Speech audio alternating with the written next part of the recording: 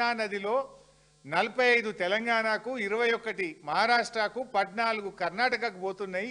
ఇప్పుడు ఈ 240 తీసుకపోతే కూడా అదే రేషియోలో వాళ్ళకి హక్కు దొరుకుతుంది, సుప్రీంకోర్టు పోయినా వాళ్ళకి నీళ్లు పోతాయి అనే సోయి జ్ఞానోదయం ఆంధ్రప్రదేశ్కి అయింది.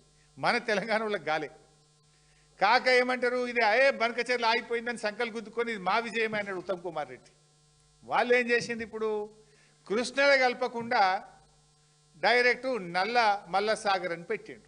కృష్ణలో కలిస్తే బచావత్ అవార్డు వర్తిస్తుంది, నల్లమల్ల సాగర్ అంటే బచావత్ అవార్డు వర్తించదు.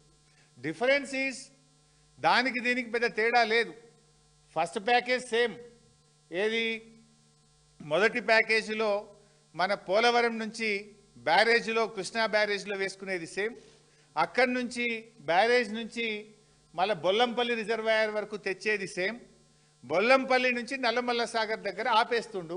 ముందుకు పోతే బనకచెర్ల, ముందుకు పోకుండా నల్లమల్ల సాగర్ దగ్గర ఆపి ఒక టనల్ కొట్టి కిందికి తీసుకుపోతుండు. బనకచెర్లకు పోతే ఏమైందంటే రెడీమేడ్ సిస్టమ్ ఉంది, ఆ సిస్టంలో పోస్తే ఆటోమేటిక్ రాయలసీమ అంతా పారుతుంది.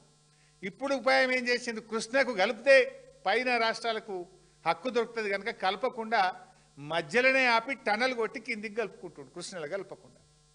ఇది కర్ణాటకకు అర్థమైంది, మహారాష్ట్రకు అర్థమైంది, ఆంధ్రప్రదేశ్కి అర్థమైంది, కానీ మనోళ్ళకి అర్థం కాలేదు. ఏది మా విజయమే, మేము కొట్లాడితే బనకచెర్ల ఆగిపోయింది అన్నారు.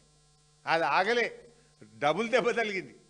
మొదటి దెబ్బ గోదావరి నీళ్ళు పోయేది ఎట్లా పోతున్నాయి, రెండవ దెబ్బ బచావత్ అవార్డు ప్రకారంగా రావాల్సిన 45 కూడా రాకుండా పోతున్నాయి. డబుల్ దెబ్బ తగిలింది.